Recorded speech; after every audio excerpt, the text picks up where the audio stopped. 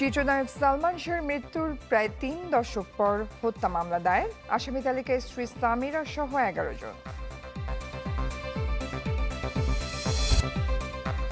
জগন্নাথ বিশ্ববিদ্যালয়ের ছাত্রদল নেতা হত্যায় এখনো মামলা হয়নি, আটক ৩। কুমিল্লায় জোবায়েদের দাফন সম্পন্ন। ৮ দিন ভোটের মাঠে থাকবে সেনা সহ ৮.৫ লাখ সদস্য।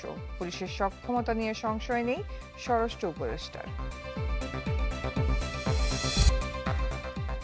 রাজনৈতিক দলগুলোর অনৈক্যে হতাশ বিএনপি। ৭১ আর ২৪-এর ঐক্যে ভাঙন ধরাতে ষড়যন্ত্রের অভিযোগ।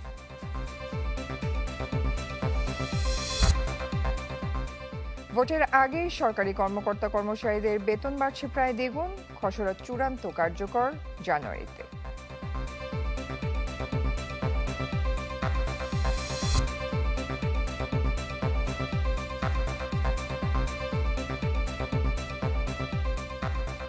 আমন্ত্রণ চ্যানেল 24-এর সকাল ৭টার খবরে। শুনছিলেন প্রেসিডেন্সি ইউনিভার্সিটির সংবাদ শিরোনামগুলো। আপনাদের সাথে আছি আমি রোকসানা জয়ী।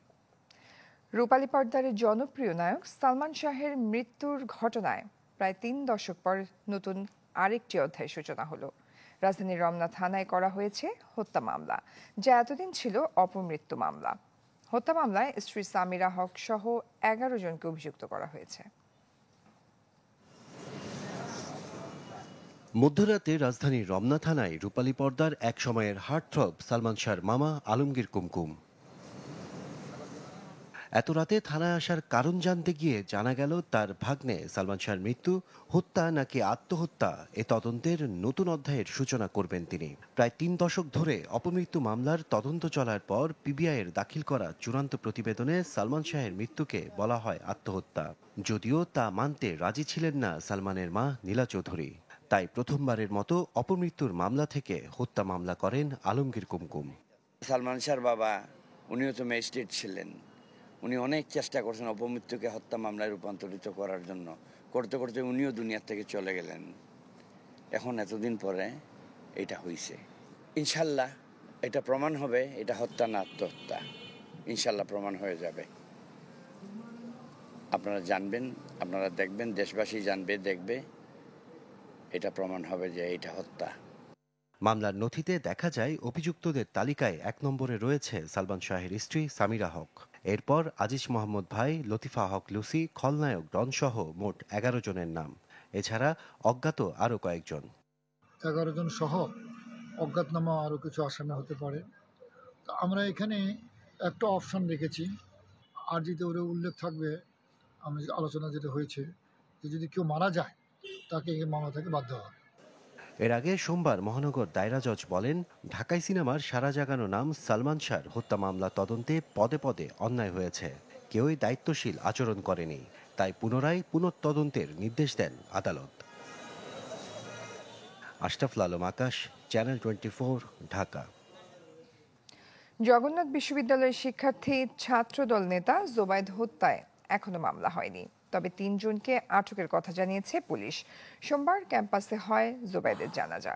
তাকে শেষ বিদায় জানান সহপাঠী সহ শিক্ষক শিক্ষার্থীরা। শেষবারের মতো ক্যাম্পাসে এলেন জোবায়েদ হোসেন, প্রাণহীন নিথর দেহে। ক্লাস, পরীক্ষা কিংবা রাজনীতির খুঁটিনাটি নিয়ে ব্যস্ততা, জনারণ্যের মাঝেও নিস্তব্ধতা জোবায়েদের জন্য। সহপাঠীদের কান্নায় ভারী হয়ে ওঠে ক্যাম্পাসের আবহ।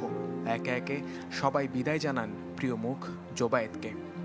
লাস্ট পরীক্ষাও আমরা একসাথে, ও বের হয়েছে, তারপরে আমি বের হয়ে গেছি পরীক্ষার হল থেকে, আমরা নিচে একসাথে আসছি। সবসময় দেখা হইলে বুকে জ্বরে একদম এভাবে, ও লম্বা ছিল তো এভাবে টেনে বুকে নিয়ে নিত সবসময়, যারে দেখতো টেনে বুকে নিয়ে নিত সবসময়। আমরা চাই যাতে যারা এই কাজ করছে তারা যাতে শাস্তি পায়। আমরা শুধু এতটুকুই চাবো প্রশাসনের কাছে, সবার কাছে এটাই চাবো। সন্তানের এমন নির্মম মৃত্যুতে বাকরুদ্ধ বাবা মোবারক হোসেন চাইলেন দোষীদের সর্বোচ্চ বিচার। আমার ছেলে তো মৃত্যুবরণ করছে, মারিয়া লাইছে, আমি প্রকৃত দোষীর বিচার চাই। বাদ জোহর বিশ্ববিদ্যালয়ের সায়েন্স ফ্যাকাল্টির সামনে হয় জোবায়েদের জানাজা। তার মৃত্যুতে বাতিল করা হয় বিশ্ববিদ্যালয়ের প্রতিষ্ঠা বার্ষিকীর সব আয়োজন। জানাজা শেষে বিক্ষোভ মিছিল বের করেন সাধারণ শিক্ষার্থীরা। আর রফিক ভবনের সামনে সংবাদ সম্মেলন করে শিক্ষক সমিতি, যেখানে বিচারের আশ্বাস দেয় পুলিশ। আগামীকাল সকাল 10টার মধ্যে এই হত্যার সাথে যারা জড়িত তাদের প্রত্যেককে চিহ্নিত করে হত্যার মোটিভকে উদ্ঘাটন করে তাদেরকে আইনের আওতায় আনতে হবে। প্রকৃত আসামি যে গ্রেফতার করা হবে তারা যদি সর্বোচ্চ শক্তিশালী হয় তাও আমরা মনে করি যে প্রকৃত আসামি গ্রেফতার হবে। প্রমাণের স্বার্থে প্রমাণ যাদের বিরুদ্ধে পাবো সে যেই হোক, যত শক্তিশালী হোক, শক্তিশালী প্রশ্ন নাই, আসামি তো শক্তিশালী না।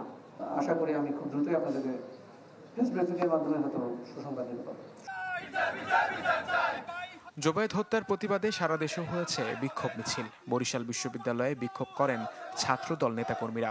আর কুষ্টিয়ায় সংক্ষিপ্ত সমাবেশে ছাত্রদলের ওপর হামলার নিন্দা ও প্রতিবাদ জানান বক্তারা। মুহাজির হক, চ্যানেল 24, ঢাকা।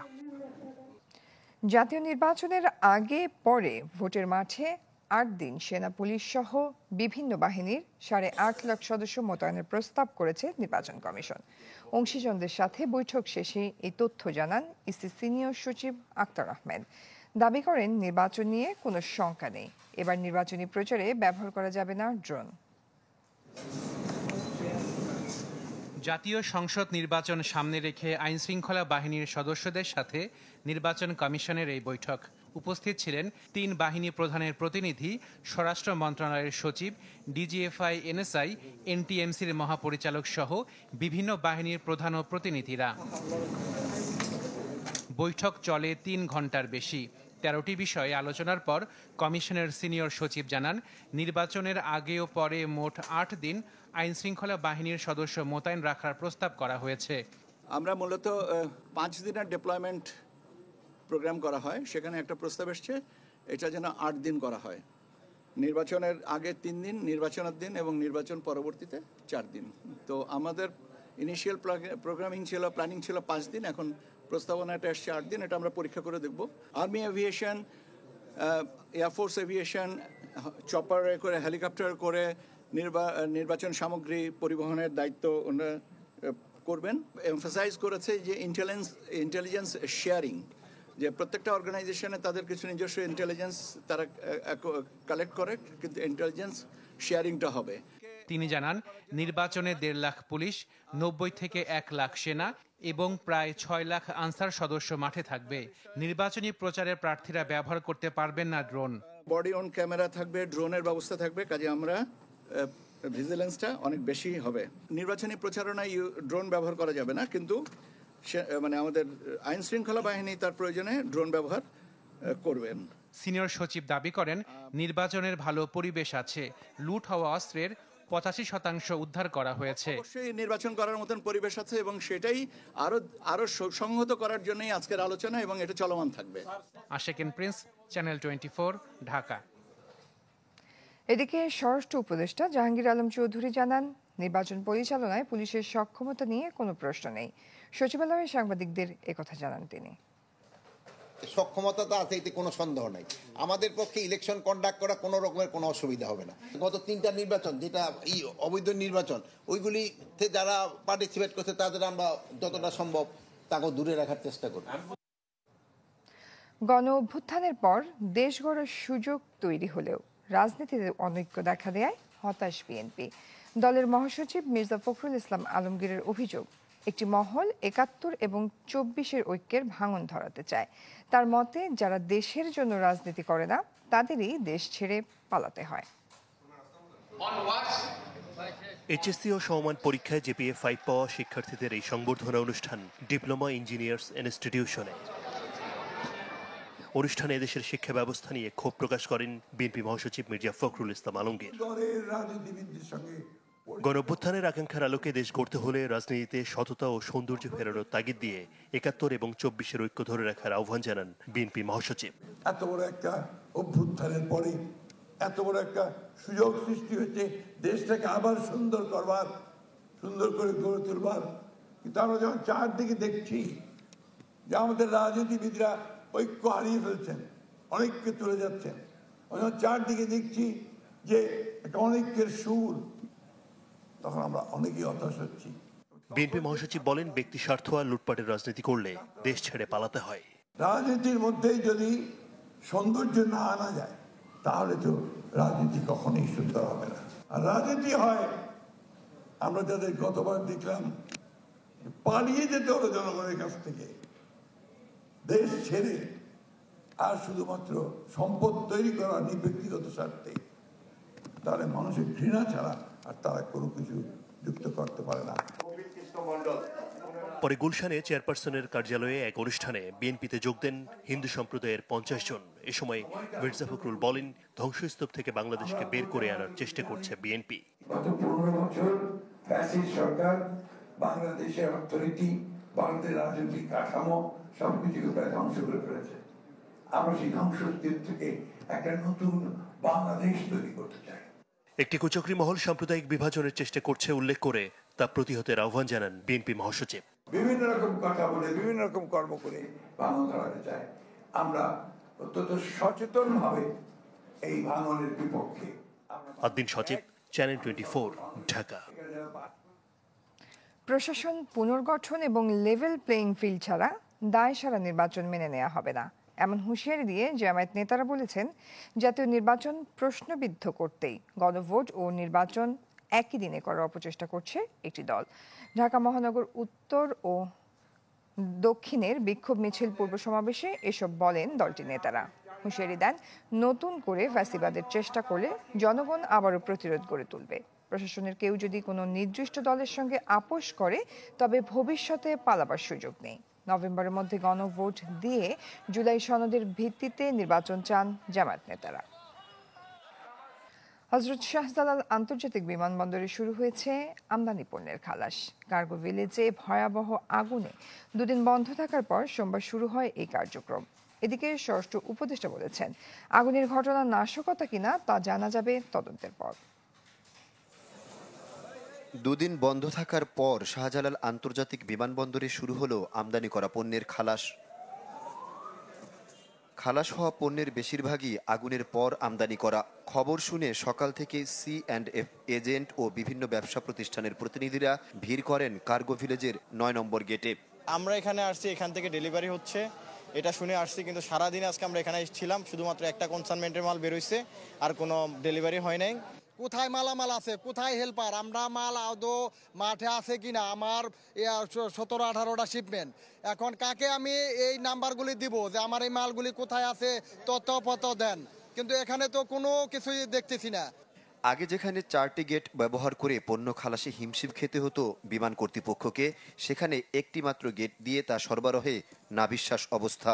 একটা মাস্টারে দেখা গেছে 100, 150, 200, 300, 400 পার্টির এরগুলো ফাটির মাল থাকে, তো সেইগুলো মনে করুন বাছাই করে দিতে অনেক প্লেসের দরকার, তো এখানে তো এই পরিবেশ নাই। আগুনে আমদানি কার্গো পুড়ে গেলেও অক্ষত আছে রপ্তানি পণ্য। এদিকে সচিবালয়ে সম্প্রতি আগুনের ঘটনাগুলো নিয়ে কথা বলেন স্বরাষ্ট্র উপদেষ্টা। জানান, এসব ঘটনা নাশকতা কিনা তা জানা যাবে তদন্তের পর। অনেকগুলি কমিটিও করে দেওয়া হয়েছে এবং এটা কি কারণ এগুলি তারা ইনভেস্টিগেশন করতেছে, করার পরে আমরা জানতে পারবো কি কারণে হয়েছে। এখন হলো কি ইনভেস্টিগেশনের আগে আমি বলতে পারবো না এটা কি। দেশের প্রধান এই বিমানবন্দর ব্যবহার করে আমদানি করা পণ্যের প্রায় 1/4 রপ্তানিমুখী শিল্পের কাঁচামাল। আহমেদ সোহাগ, চ্যানেল 24, ঢাকা। সরকার চালাতে গিয়ে কিছু ভুল ত্রুটি হয়েছে শেখ হাসিনার, সঠিক বিচার হলে খালাস পাবেন তিনি। ট্রাইব্যুনালে যুক্তিতর্কে এসব বলেন শেখ হাসিনা ও আসাদুজ্জামান খান কামালের আইনজীবী। তার দাবি, কোটা আন্দোলনের নীল নকশা করে আওয়ামী লীগ সরকারের পতন ঘটানো হয়েছে। এমন একটি বিচার, যে বিচারে হাত পা বেঁধে নদীতে ফেলে দিয়ে বলা হবে আসামিকে এখন সাঁতার কাটো, এইরকমেরই একটা আইন। ট্রাইব্যুনাল আইনের সমালোচনা করে সোমবার প্রথম দিনের যুক্তিতর্ক শুরু করেন শেখ হাসিনা ও আসাদুজ্জামান খান কামালের পক্ষে রাষ্ট্রনিযুক্ত আইনজীবী। প্রথম দিকের একটা বক্তব্য বলেন, রাষ্ট্র পরিচালনায় আওয়ামী লীগ সরকারের কিছু ভুল ত্রুটি থাকলেও তারা দেশকে উন্নয়নের সোপানে পরিণত করেছেন। আগের মতোই কোটা সংস্কার আন্দোলনকে সরকার পতনের নীল নকশা বলে অভিহিত করেন রাষ্ট্রনিযুক্ত আইনজীবী। শেখ হাসিনাকে নিরপরাধ দাবি করেন তিনি। এই যে বক্তব্যগুলি প্রশাসনের পক্ষ থেকে যেভাবে ঢালাওভাবে এনেছে, এগুলো তাদের একেবারেই ব্যক্তিগত বয়ান, এবং এগুলো শেখ হাসিনা সরকারকে এই যে দীর্ঘদিনের শাসন থেকে তাকে অপসারণ করার জন্য তাদের এটি ডিজাইনেরই একটি অংশ। আইনজীবী আদালতে বলেন, তৎকালীন প্রধানমন্ত্রী ছাত্র জনতাকে রাজাকারের বাচ্চা বলেননি। সে সময় ট্রাইব্যুনালের চেয়ারম্যান বলেন, গত 54 বছরে রাজাকার শব্দটি গালিতে পরিণত করা হয়েছে। সাবেক প্রধানমন্ত্রী শেখ হাসিনা একজন নিরাপরাধ ব্যক্তি এবং তার বিরুদ্ধে যে সমস্ত চার্জ আনিত হয়েছে সেই চার্জগুলি সঠিক নয় এবং সাক্ষ্য প্রমাণেও তা প্রমাণ করতে সক্ষম হন নাই। যেহেতু সাক্ষ্য প্রমাণে সক্ষম হনের আমার অভিমত, অতএব এই সাবেক প্রধানমন্ত্রী শেখ হাসিনা এবং আসাদুজ্জামান খান কামাল ওনারা খালাস পাবেন। আওয়ামী লীগের উন্নয়ন প্রসঙ্গে ট্রাইব্যুনালের একজন বিচারপতি শেখ হাসিনার আইনজীবীর কাছে প্রশ্ন রাখেন, তাহলে কি বিগত সরকারের আমলে গুম, খুন, বিচার বহির্ভূত হত্যাকাণ্ড যা হয়েছে সেগুলো কি বৈধ ছিল? এমন প্রশ্নে সদুত্তর দিতে পারেননি শেখ হাসিনার আইনজীবী। মাসুদুর রহমান, চ্যানেল 24, ঢাকা। এদিকে জুলাই বিপ্লব চলাকালীন এবং গত 15 বছরে সংঘটিত গুম, বিচার বহির্ভূত হত্যাকাণ্ড এবং নির্যাতনের মতো গুরুতর মানবাধিকার লঙ্ঘনে দায়ীদের জবাবদিহির আওতায় আনার আহ্বান জানিয়ে প্রধান উপদেষ্টা ডক্টর মোহাম্মদ ইউনূসের কাছে যৌথ চিঠি দিয়েছে 6টি মানবাধিকার সংস্থা। চিঠিতে গেল সেপ্টেম্বরে নিউ ইয়র্কে জাতিসংঘ অধিবেশনের সময় সিভিল সোসাইটি সংগঠনগুলোর সাথে বৈঠকের জন্য প্রধান উপদেষ্টাকে ধন্যবাদ জানানো হয়। তাগিদ দেওয়া হয় সুষ্ঠু ও অবাধ নির্বাচন আয়োজনে শক্তিশালী প্রতিষ্ঠান গড়ে তোলার।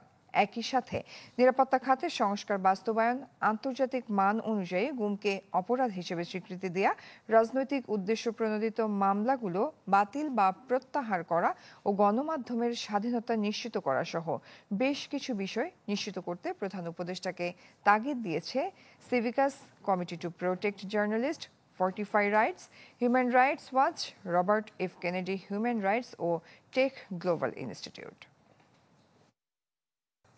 ভোটের আগেই প্রায় দ্বিগুণ বাড়ছে সরকারি কর্মকর্তা কর্মচারীদের বেতন। সর্বোচ্চ বেতন 1,50,594 টাকা, সর্বনিম্ন 15,928 টাকা। নতুন বেতন কাঠামোর খসড়া চূড়ান্ত করেছে জাতীয় বেতন কমিশন। অর্থনীতিবিদরা বলছেন, এই প্রস্তাব কার্যকর হলে বেতন সুবিধার বাইরে বিপুল জনগোষ্ঠীর সাথে তৈরি হবে বড় ধরনের বৈষম্য। ইমদাদ হকের রিপোর্ট। মূল্যস্ফীতির চাপ সামলাতে সরকারি কর্মচারীদের বেতন বাড়ানোর সিদ্ধান্ত নেয় অন্তর্বর্তী সরকার। গেল 27 জুলাই গঠন করা হয় জাতীয় বেতন কমিশন, যারা চূড়ান্ত প্রতিবেদন দিতে চায় ভোটের আগেই, আগামী ডিসেম্বরে। আর নতুন বেতন কার্যকর হওয়ার কথা আসছে জানুয়ারি থেকে। এরই মাঝে চূড়ান্ত সরকারি কর্মচারীদের বেতন কাঠামোর খসড়া, যাতে গ্রেড 1-এর কর্মকর্তার বেতন 78,000 টাকা থেকে বাড়িয়ে 1,50,594 টাকা করার প্রস্তাব দিয়েছে কমিশন। অর্থাৎ 10 বছরের ব্যবধানে যা বাড়ছে 93%। 90 থেকে 97% বৃদ্ধির প্রস্তাব রয়েছে দ্বিতীয় থেকে 20তম গ্রেডের কর্মচারী পর্যন্ত। গেল 10 বছরের মূল্যস্ফীতি বিবেচনায় 2030 সালে বেতন কত বাড়তে পারে তারও সুপারিশ দেবে কমিশন। যারা নাকি আয় উপার্জন করে, সরকারের আয়, তারা কিন্তু শুধু বেতনের মধ্যে সীমাবদ্ধ থাকে না, তারা এমন আইন কানুন করে নিছে নিজেদের সুবিধার জন্য, ওই যে সরকারি আয় থেকে একটা অংশ কিন্তু তারা নিয়ে যায়। একটা অল্প কিছু সরকারি গোষ্ঠীকে বেতন বাড়িয়ে দেওয়ার সাথে সাথে সারা দেশে এটার একটা ব্যাপক প্রভাব পড়বে। সর্বত্র তখন আপনার হচ্ছে এই বেতন বৃদ্ধির একটা চাপ পড়বে এবং মুদ্রাস্ফীতি আরো বেশি পড়বে। নতুন বেতন কাঠামো ঠিক করতে আধা সরকারি ও স্বায়ত্তশাসিত প্রতিষ্ঠানের কর্মচারী সহ অংশীজনদের সাথে দফায় দফায় বৈঠক করছে জাতীয় বেতন কমিশন। অর্থ মন্ত্রণালয়ের কাছে জানতে চাওয়া হয়েছে বাস্তবায়নের কৌশল ও পরিকল্পনা। এই যে বেতন বৃদ্ধি পেল, সেটা নিশ্চিতভাবে সরকারি কর্মচারীদের যে ভোগ সেটা বাড়বে বা তাদের অন্যান্য সুযোগ সুবিধা সেটা বাড়বে, কিন্তু তার বাইরে যে জনগোষ্ঠী আছে তারা কিন্তু এই যে অর্থনৈতিক বঞ্চনার শিকার যারা হয়েছেন এই পর্যন্ত, এটা কিন্তু চলতেই থাকবে। বেতন কমিশন এবার আধা সরকারি, স্বায়ত্তশাসিত প্রতিষ্ঠান, রাষ্ট্রায়ত্ত ব্যাংক, সরকারি মঞ্জুরিপ্রাপ্ত বিশ্ববিদ্যালয় সহ সংশ্লিষ্ট প্রতিষ্ঠানের কর্মকর্তা কর্মচারীদের জন্য নতুন বেতন কাঠামো নির্ধারণের সুপারিশ প্রণয়ন করবে। বিশ্লেষকরা বলছেন, যাতে তৈরি হতে পারে বড় ধরনের বৈষম্য। স্বাভাবিক হিসেবেই যখন সরকারি বেসরকারি খাতের বেতন বাড়ে তখন জিনিসপত্রের দাম বাড়ে, তৈরি হয় মূল্যস্ফীতির চাপ। সব মিলিয়ে ৩০-৩৫ লাখ এই যে সরকারি কর্মকর্তা কর্মচারীদের বেতন বাড়ানো হচ্ছে, এর বাইরে রয়ে যাচ্ছে বিপুল জনগোষ্ঠী। বিপুল এই জনগোষ্ঠী মূল্যস্ফীতির চাপ কিভাবে সামলাবে আর সরকারি বা এটা কিভাবে মোকাবেলা করবে, সেটাই এখন দেখার বিষয়। ইমদাদ হক, চ্যানেল 24, ঢাকা। সরকারি কর্মজীবীদের বেতন যখন প্রায় দ্বিগুণ হচ্ছে, তখন বাসা ভাড়া বাড়ানো সহ 3 দাবিতে 9 দিন ধরে রাজপথে এমপিওভুক্ত শিক্ষক কর্মচারীরা। দাবি পূরণে মহাসমাবেশ থেকে ডাক দেন মঙ্গলবার সব জেলা উপজেলায় অবস্থান কর্মসূচির। এদিন শিক্ষকদের আন্দোলনের সাথে সংহতি জানায় বিএনপি। টাকার মান যেমন কমছে, তেমন বাড়ছে যাপিত জীবনের ন্যূনতম মৌলিক চাহিদা পূরণের ব্যয়। ফলে সীমিত আয়ে চাহিদা মেটাতে হিমশিম খেতে হয় এমপিওভুক্ত শিক্ষক কর্মচারীদের। আর 12,500 টাকা দিয়ে আমরা ভাই কিভাবে জীবনযাপন করব? তাই তো দেশের বিভিন্ন প্রান্তের বেসরকারি স্কুল কলেজ মাদ্রাসার 3,80,000 শিক্ষক ও 1.25 লাখ কর্মচারী বাড়ি ভাড়া 20%, মেডিকেল ও উৎসব ভাতা বাড়ানোর দাবিতে রাজপথে টানা 9ম দিনের আন্দোলনে। যতক্ষণ পর্যন্ত বাড়ি ভাড়ার 20% না পাবো ততক্ষণ পর্যন্ত আমাদের আন্দোলন চলবে। আমরা চাচ্ছি যত দ্রুত সম্ভব এই সমস্যার সমাধান হোক এবং আমরা শ্রেণীকক্ষে ফিরে যাই, শিক্ষার্থীরা উপকৃত হোক। এর মধ্যে সরকার কয়েক দফা বাড়ানোর আশ্বাস দিলেও মাত্র 5% বাড়ি ভাড়ার ভাতা নির্ধারণ করে প্রজ্ঞাপন জারি করলে কাঙ্ক্ষিত মাত্রায় না হওয়ায় আন্দোলন থেকে সরেননি শিক্ষকরা। প্রতিদিনই কোনো না কোনো রাজনৈতিক দলের নেতা কেন্দ্রীয় শহীদ মিনারে এসে সংহতিও জানান শিক্ষকদের দাবির পক্ষে। আমরা যদি সেই সুযোগটা পাই তাহলে আগামী দিনে শিক্ষকদের মর্যাদা স্বরূপ, রাষ্ট্রীয় স্বীকৃতি স্বরূপ এবং শিক্ষাকে আধুনিকরণের লক্ষ্যে সম্পূর্ণভাবে জাতীয়করণের সিদ্ধান্ত গৃহীত হয়েছে এবং আমরা দাবি পূরণ না হওয়া পর্যন্ত ক্লাসে না ফেরার সিদ্ধান্তে এখনো অনড় শিক্ষক নেতারা। আমরা সিদ্ধান্ত নিয়েছি 22 তারিখ পর্যন্ত আমরা অপেক্ষা করব, যেহেতু মহাসচিব আমাদের কথা দিয়েছে। এরপরে যদি না হয় পরবর্তী যে পরিস্থিতি তৈরি হবে এটা বাংলাদেশ কখনো দেখি। আগামীকাল মুখে কালো কাপড় বেঁধে আমরা শাহবাগে আগামীকাল তো অবস্থান নিব ঠিক 12টায়। এটা হচ্ছে আমাদের পরবর্তী কর্মসূচি।